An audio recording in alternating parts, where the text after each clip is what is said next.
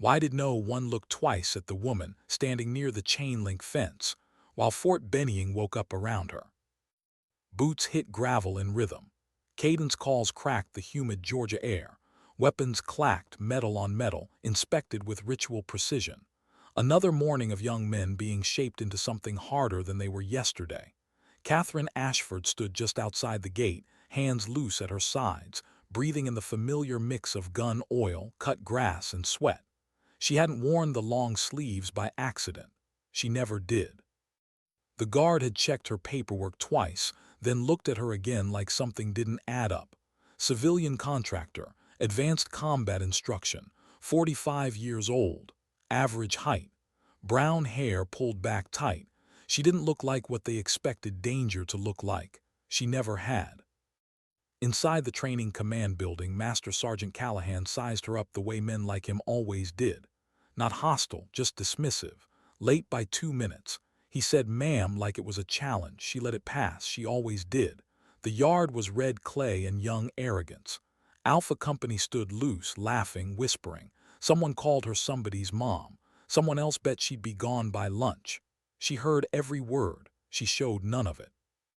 When Callahan decided she'd observe by doing, the laughter came back, thin and confident. Push-ups, sprints, obstacles. She moved through them like water finding gravity. No wasted effort, no noise. By the time she broke a course record set by a Ranger candidate 3 years earlier, the yard had gone quiet in a way only shock could create. Still, they tried to explain it away. Luck, experience, civilian range time. At the firing line, she did something no one else had bothered to do. She checked the rifle properly, slowly, methodically. Her first 3 rounds became one hole. When she explained why wind, drift, trigger weight, it wasn't pride. It was muscle memory. Numbers learned the hard way. The laughter didn't come back after hand-to-hand. 4 seconds. That was all it took to put a 22-year veteran on his back, controlled, unharmed, embarrassed in the quiet way professionals understood. And then the colonel arrived. He didn't introduce himself. He didn't speak at first. He watched. When he finally told her to roll up her sleeve, something shifted in her eyes. Not fear, not pride, acceptance. The tattoo emerged slowly. Black serpent, blade, purpose. Black Viper, the colonel whispered. The name hit the instructors first. Then the silence spread. Programs that didn't exist. Missions that left no records. Operators who didn't come home. When she said she'd earned it at 17, in Kuwait in 1991, disbelief had nowhere left to hide. The recruits didn't cheer, they didn't clap, they just stared, and for the first time they listened. Why would someone like her choose to stand in the Georgia heat teaching boys who had laughed at her hours earlier? She didn't raise her voice, she didn't posture, she showed them how competence looked when stripped of ego. She corrected without humiliating, she taught without claiming ownership. When panic rose, she named it quietly and gave it somewhere to go. A jammed rifle became a lesson in feel.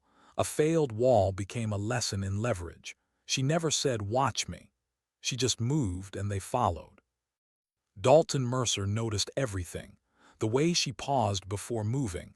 The way she read terrain like it spoke back. He wrote it all down. She noticed him noticing. Said nothing. That night doubt crept back in whispers. 17. Black ops. Too clean, too cinematic. When someone asked for proof, she didn't get angry. She showed them photographs. Redacted orders. Faces of people who didn't come home. Her voice never shook, but the room did.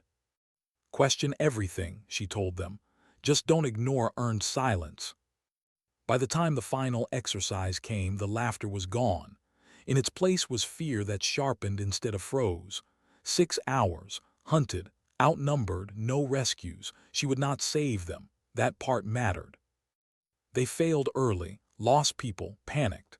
Then they remembered how she taught them to think, break contact, reassess, adapt. Dalton led without asking permission. When conventional routes failed, he chose the obvious one. When evasion stopped working, they ambushed the hunters. Kate watched, silent, hands off, heart heavy. By the time they reached extraction, 13 left standing, exhausted, Scraped raw, they weren't heroes. They were learners who'd survived their own assumptions. On the ride back, Dalton wrote again, asked her how she lived with surviving when others didn't. "You don't live with it," she said. "You live because of it." That night alone, she looked at the photographs again, at the woman who'd shielded her from a grenade, at the promise that had followed her out of the desert and into every quiet place she'd stood since. The next morning, when the sun rose over Fort Benning, no one laughed when Catherine Ashford walked into the yard. They didn't need to. Sometimes dignity doesn't speak. It simply acts. Why did the whispers stop the moment she lifted the rifle? Yet no one dared ask her where she'd learned to hold it that way. The range was quiet in the wrong way, not disciplined quiet, unsettled quiet, the kind that comes when confidence realizes it's standing on thin ice. Catherine Ashford stood at the firing line, the M4 grounded, safety on, eyes forward. The recruits waited for instructions that didn't come. They were used to being told what to do next. She didn't rush them. Silence, she knew, had weight. If you let it sit long enough, people filled it with truth. "Load and make ready," Callahan finally ordered. Metal clicked, magazines seated, bolts racked. The familiar sounds returned, but they felt different now, less casual, more deliberate. Catherine moved down the line, not correcting yet, just watching. Stances too stiff, grips too tight, breathing shallow. Young men trying to overpower a weapon instead of working with it. They fired in controlled pairs. Targets jumped. Groups scattered, most passed, some barely. A few would need remediation. When it was her turn again, the expectation wasn't laughter this time. It was scrutiny. She felt it on her back like heat. She didn't rush. She never rushed. She settled in, adjusted her stance by fractions of an inch, and fired. The first round punched center mass. The second merged with it. By the fifth, the target looked like it had been stabbed rather than shot. She cleared the weapon and stepped back without comment. "Explain the shot," Callahan said, his voice neutral but tight. She did: numbers, wind, trigger weight, follow through. She didn't embellish, didn't soften it for them. She spoke like someone describing gravity. Dalton Mercer wrote every word down, his hands struggling to keep up with her calm cadence. She noticed, filed it away. The hand-to-hand pit came next. Sand, sweat, and the particular fear that rose when violence was stripped of distance. Callahan demonstrated. Clean. Efficient. Then he handed her the training knife and told her to attack him. She hesitated for half a second, not out of doubt but courtesy. Then she moved. 4 seconds later, the knife rested at his throat, her knee pinning him without pressure. When she offered her hand, the yard held its breath.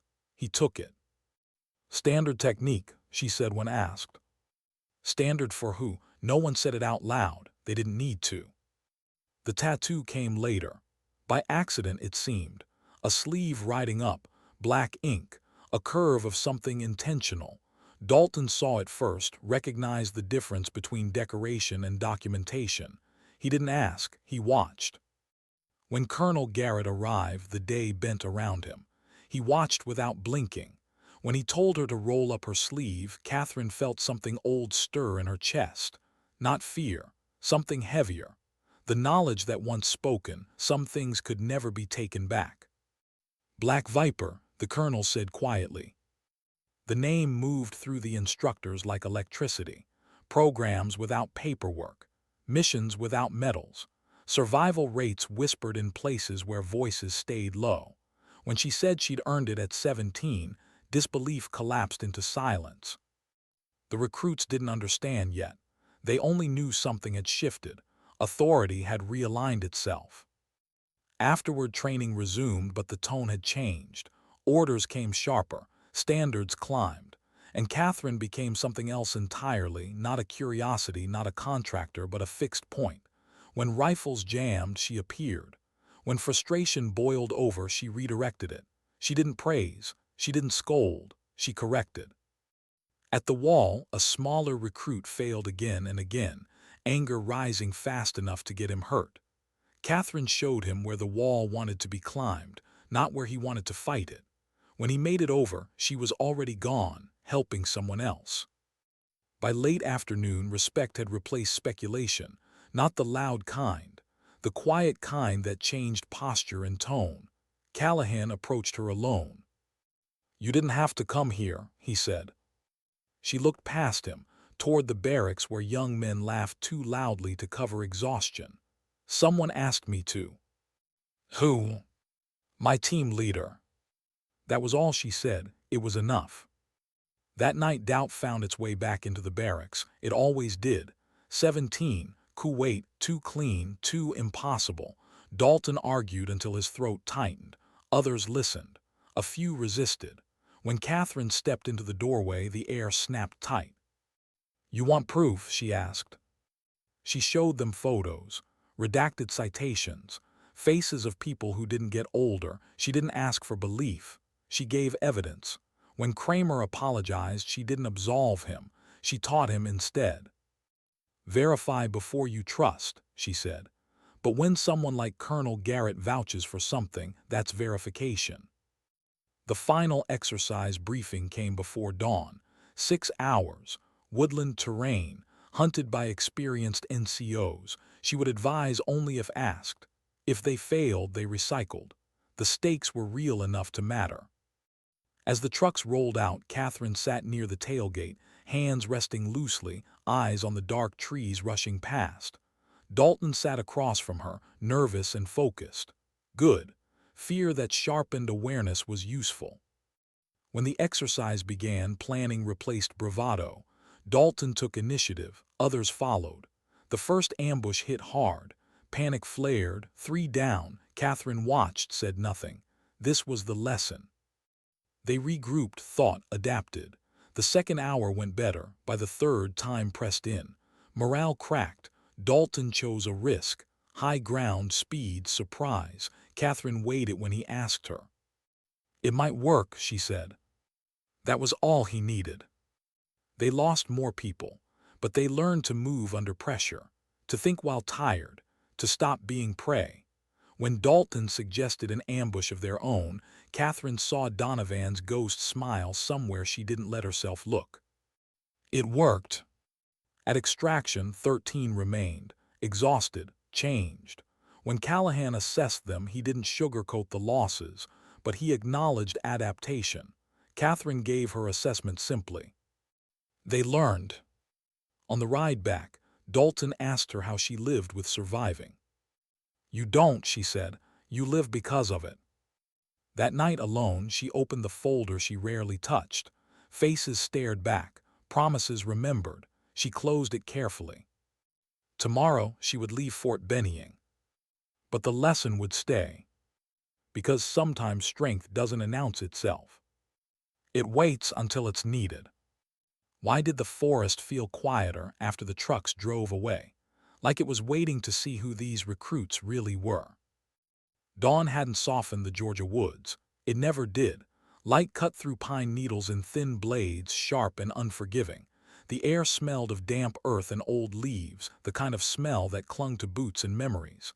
Catherine Ashford stepped off the truck last, as she always did, eyes already mapping the terrain. Slopes, dead ground, natural choke points, places people thought were safe because they looked empty. Alpha Company stood in a loose cluster, 24 when they'd started, fewer now in spirit if not yet in number. They were quieter than they'd been days ago, not nervous chatter, internal quiet, the kind that meant they were thinking. Master Sergeant Callahan laid out the rules without ceremony. 6 hours, 12 kilometers, a motivated opposing force with experience, vehicles, radios, and patience. If they got caught, they failed. If they quit thinking, they failed faster. Catherine said nothing. She wouldn't lead. She wouldn't save them. She would only answer if asked. That restraint weighed heavier than any shouted order. When the OPFOR disappeared into the trees, the silence rushed back in. Dalton Mercer felt it settle on his shoulders like a rucksack he hadn't trained for yet. He took a breath, steadied himself, and spoke. "We need a plan." No one laughed. No one challenged him. That alone told Catherine more than any performance on the range. Leadership wasn't volume, it was timing. They plotted routes, chose terrain that hid movement instead of shortening distance. Dalton listened more than he spoke.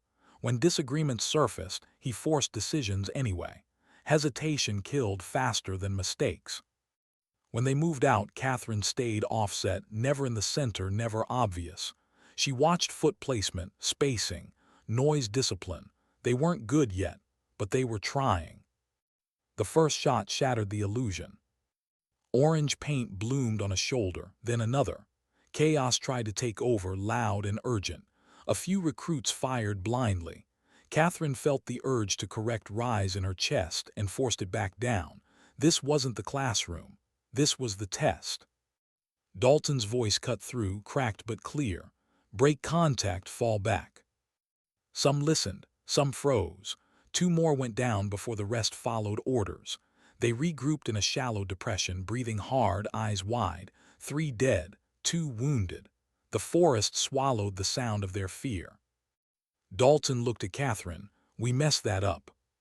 Yes, she said, just that. The honesty grounded him. What should we have done?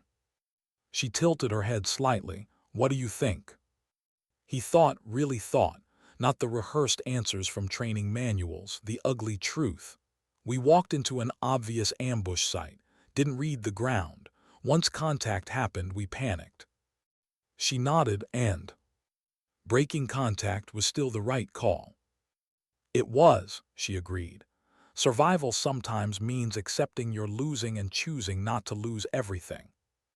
That reframed something inside him. Failure wasn't always final. Sometimes it was information. They moved again, slower, smarter. The next 2 hours burned muscle and concentration.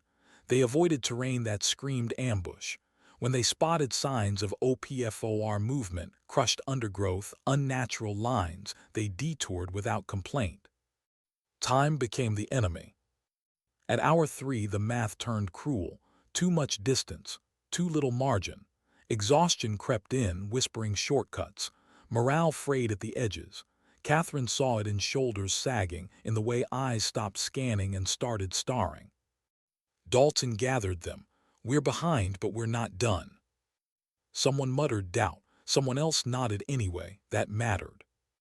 Dalton chose a gamble. The ridge line, obvious, fast, dangerous. He looked at Catherine. Is this stupid?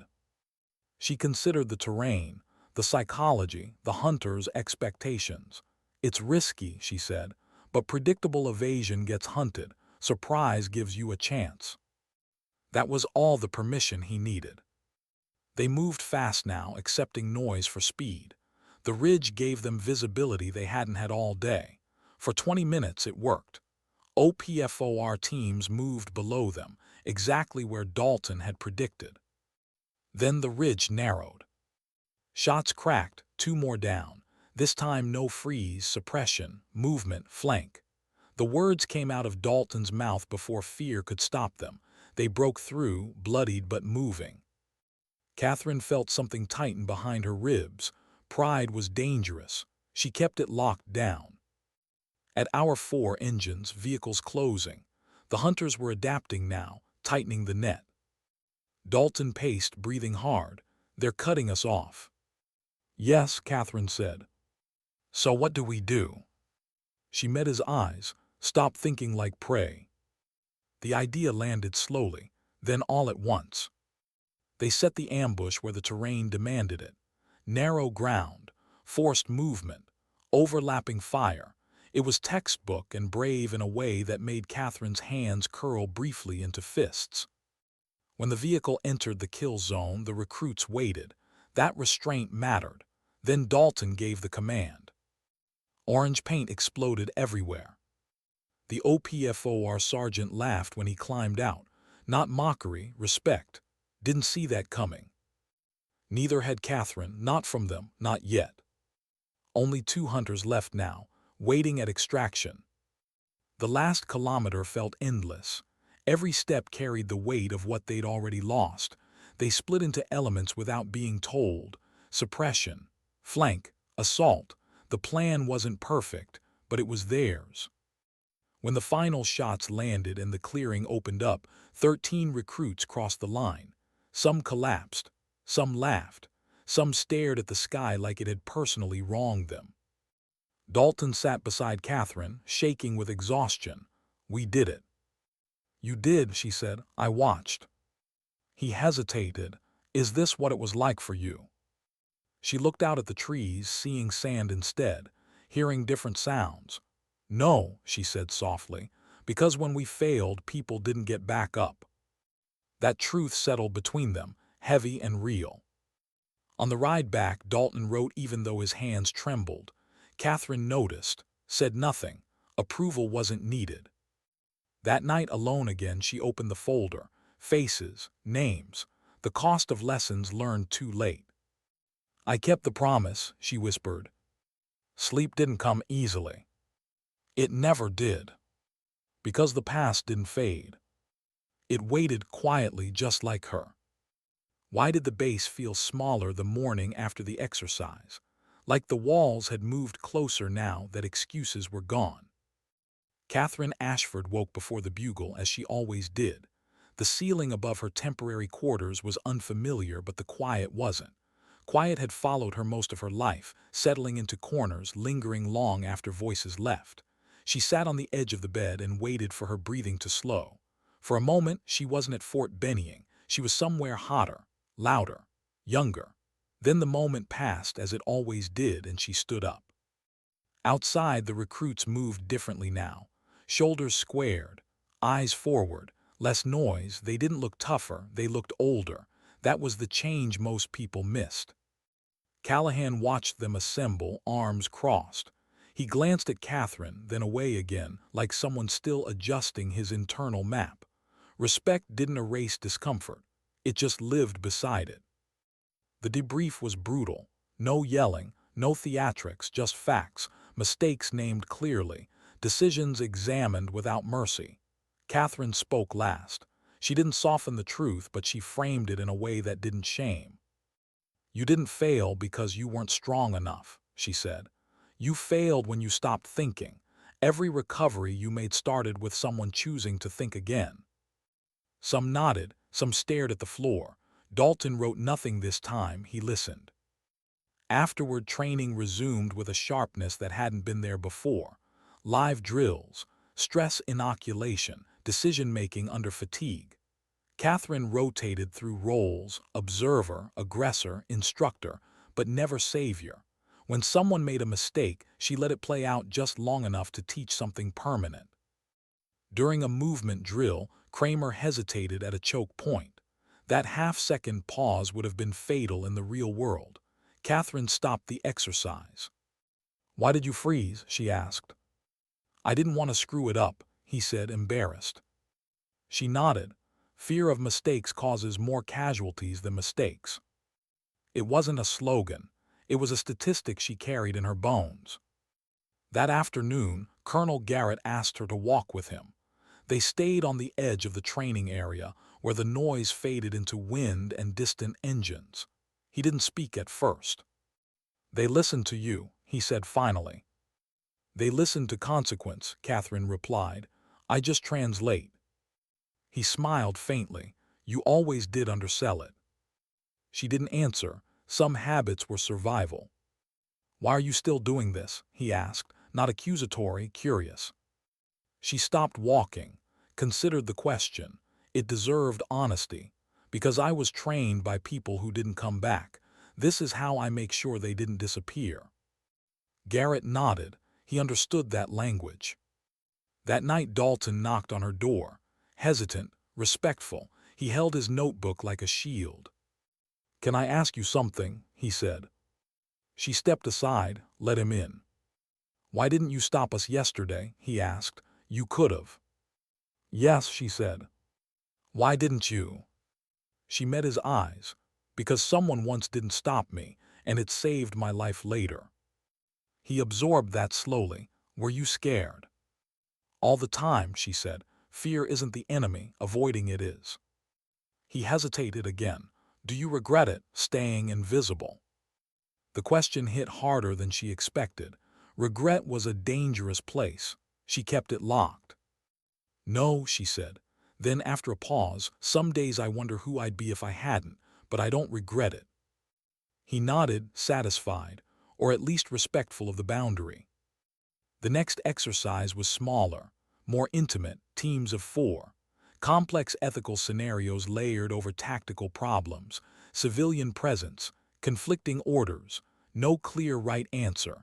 Catherine watched choices form under pressure. One team aborted a mission rather than risk collateral damage. Another pushed through and accepted the consequences. Catherine didn't judge. She asked questions. What did you trade for that decision? What did it cost you? What will it cost later? Those questions lingered longer than any critique. Late in the day, as the sun dipped low, Callahan approached her again. I owe you an apology, he said stiffly. She waited. I assumed, he continued, that's on me. Yes, she said simply. He exhaled. You're changing how they think. They were ready to change, she replied. They just needed friction. That night alone, the past came back sharper. Not memories exactly. Sensations, heat, weight, the echo of a name spoken too late. She sat on the floor with her back against the wall, breathing through it, grounding herself in the present. This was the cost. It always was. The next morning was her last. The recruits formed up early. No announcement, no ceremony. But when Catherine stepped forward, they stood straighter without being told. Dalton watched her closely, something unspoken passing between them. She gave them one final lesson. No slides, no speech. You won't remember most of what I taught you, she said. That's normal. What you'll remember is how it felt when you had to choose without knowing the outcome. Trust that feeling, question it, but don't ignore it. She paused, letting it settle. And when someone doesn't look like what you expect, pay attention. That's usually where the lesson is. She stepped back. As she walked toward the gate, no one clapped. No one called out. Respect didn't need sound. Dalton watched until she disappeared, then opened his notebook one last time and wrote a single line. She didn't need to know what it said. Because the lesson wasn't about her. It never was. Sometimes the strongest impact comes from someone who leaves quietly and takes nothing with them except the weight they've already carried. Why did the silence follow her off the base, like something unfinished was walking beside her? Catherine Ashford didn't look back when she passed through the gate. She never did. Looking back had a way of inviting ghosts to keep pace. The civilian sedan waited where it had been parked all week, dusted with red clay, anonymous as everything else about her life. She placed her bag in the trunk, closed it gently, and sat behind the wheel without starting the engine. For a moment, she rested her forehead against the steering wheel and breathed. Leaving was always harder than arriving. Arrival was just logistics. Leaving meant consequences. Her phone vibrated once. Unknown number. She stared at it, thumb hovering. She already knew who it would be. Some instincts never dulled. When she answered, she didn't speak first. They found a pattern, Colonel Garrett said. No greeting, no small talk. Catherine closed her eyes. Where? Not here, not officially. That word again, officially. It had governed her life more than any rank ever could. You said you were done pulling me back in. I was, he replied. Then this crossed my desk. She waited. Silence was leverage. 2 failed interdictions, he continued. Same signature, same restraint, same patience. Her jaw tightened almost imperceptibly. That's not a signature, that's discipline. Yes, Garrett said, and the people on the receiving end didn't walk away. Catherine exhaled slowly. You think it's one of ours. I think it's someone who was trained by the same people who trained you. The words landed heavier than any accusation. She opened her eyes and stared through the windshield at nothing in particular. Those people are dead. Most of them, Garrett corrected gently. Memory stirred, a face she hadn't let surface in years, a voice that spoke softly even when everything burned. Where? She asked. Garrett named a place she hadn't expected. Not desert, not jungle, urban, cold, complicated. Unofficially, he added again, we'd like your assessment. I'm not active, she said, not refusal, boundary. I know, he replied. This isn't a mission, it's a conversation. She almost laughed. That was how it always started. That night, Catherine didn't drive far. She stopped at a motel that smelled like bleach and old cigarettes, the kind of place where no one asked questions. Sleep came in fragments. When it broke hard. Sand again, fire, a hand slipping from hers. She woke with her heart racing and sat up, grounding herself the way she'd been taught. Name 5 things you can see, 4 you can touch, 3 you can hear. The technique worked. Mostly. In the morning, she watched the news without sound. A headline scrolled by. An isolated incident. A man detained. No mention of the woman found bound but alive because survival complicated narratives. Catherine turned the TV off. The plane ticket was already in her inbox. She didn't pack much. She never did. Gear was replaceable. Judgment wasn't. On the flight, she sat by the window and watched clouds slide past, feeling the familiar tightening in her chest. She wasn't afraid of the work. She was afraid of what it woke up. The city greeted her with cold air and hard edges. Garrett met her somewhere neutral, a cafe too loud for secrets. He slid a thin folder across the table. 2 weeks, he said. No contact after. She flipped it open. Photographs, timelines, redactions that couldn't hide intent. She stopped at one image longer than the others. The knot was wrong, too careful. That wasn't cruelty. That was instruction. They're teaching, she said quietly. Garrett nodded. To whom? That's the problem, Catherine replied. They're not training soldiers. They're training survivors. She walked the streets alone that night, blending into crowds the way she always had. In reflections, she barely recognized herself. Older, quieter, but the eyes were the same, still watching angles, still measuring exits. The warehouse was abandoned in the way nothing ever truly was. She didn't go in. Not yet. She watched. Patterns emerged. Guards rotated with discipline but not arrogance. That worried her more than incompetence ever could. Inside, voices echoed. One of them was wrong, too calm, too familiar. Her hand curled into a fist at her side.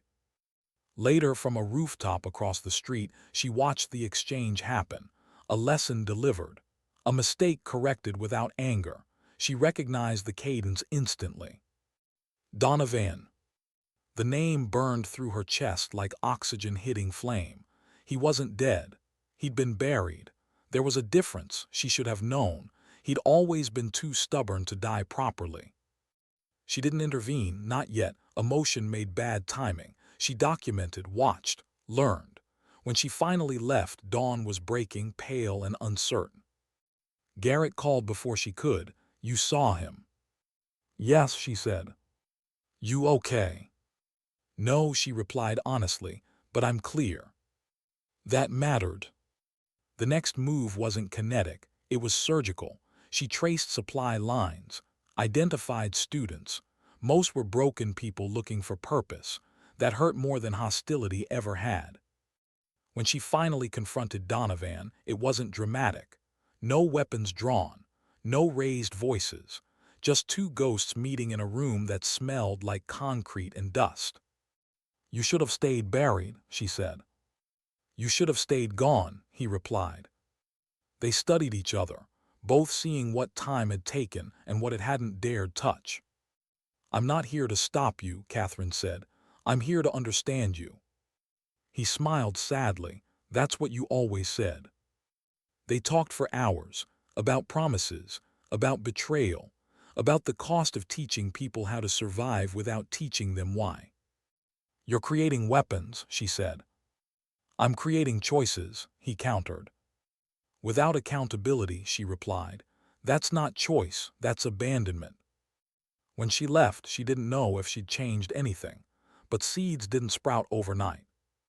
Days later, the operation collapsed quietly. No arrests, no headlines, funding dried up. Students disappeared back into the world. Donovan vanished again, this time by choice. At the airport, Garrett stood beside her, hands in his coat pockets. You could have ended him. Yes, she said, but that wasn't the lesson.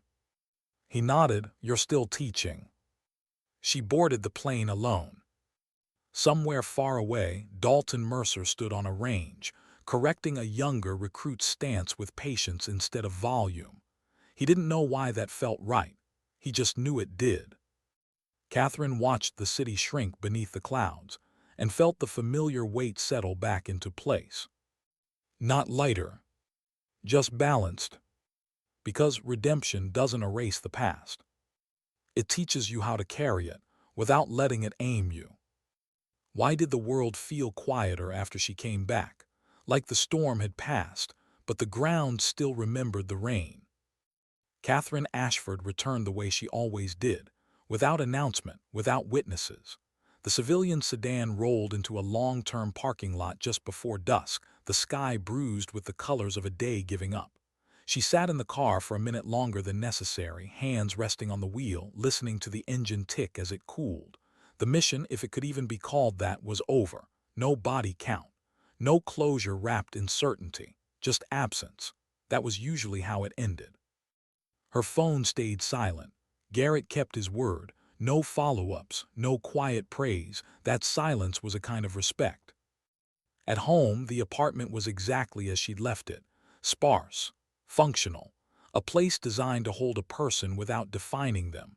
She set her bag down and stood in the center of the room, feeling the echo of movement that wasn't there. For the first time in weeks, no one needed anything from her. That unsettled her more than danger ever had. She showered slowly, letting the water ground her in the present. When she caught her reflection in the mirror, she didn't look away this time. The lines were deeper, the eyes still sharp, but there was something else now. Not peace, permission. She slept without dreams. Days passed, normal ones. She bought groceries, replaced a cracked mug, walked the same route every morning, nodding to the same barista who never asked her name. This was the life she'd chosen when the other one burned too hot to sustain. Anonymity wasn't hiding, it was recovery. One afternoon, an envelope waited on her kitchen table. No return address. She didn't open it right away. She knew better than to rush things that carried weight. Inside was a single page. No letterhead, no rank, just a paragraph written in steady, careful handwriting. They graduated today, 13 of them. Dalton Mercer made team lead. He didn't ask for it, he earned it. They carry themselves differently now. I think you'd recognize it. See? Catherine read it twice, then once more. She folded the paper neatly and placed it in the drawer she rarely opened, the one that held the few things she'd allowed herself to keep. That night she walked out onto the small balcony and looked at the city lights. Each one was a story, most of them invisible to each other. That was fine. The world didn't need to know who held it together in the quiet moments. Somewhere else, Donovan stood in a place without walls, watching people pass him by. He hadn't stopped teaching. He'd changed what he taught, survival with context, skill with responsibility. Catherine would never know exactly how much she'd shifted. She didn't need to. Weeks later, a knock came at her door. She didn't reach for anything. She opened it calmly. Dalton Mercer stood there in civilian clothes, posture relaxed but eyes alert. He looked older than when she'd last seen him, not aged, tempered. I was in the area, he said, then stopped. Truth mattered now. That's not true, I came to say thank you. She stepped aside, let him in. They sat across from each other at her small table. No ranks, no ceremony, just two people shaped by pressure in different ways. You didn't save us, he said. You let us fail. Yes, she replied. That was the point. He nodded. I use your questions now, the ones that don't have answers. Good, she said. Those last longer. He hesitated. Do you ever miss it? She thought of the heat, the noise, the clarity that came only in moments of extreme consequence. "Sometimes," she admitted, "but I don't miss who I had to be to survive it." He smiled, understanding more than he realized. When he left, the apartment felt full instead of empty. That surprised her. Later, alone again, Catherine opened the drawer and took out the old photographs. Faces, names, promises.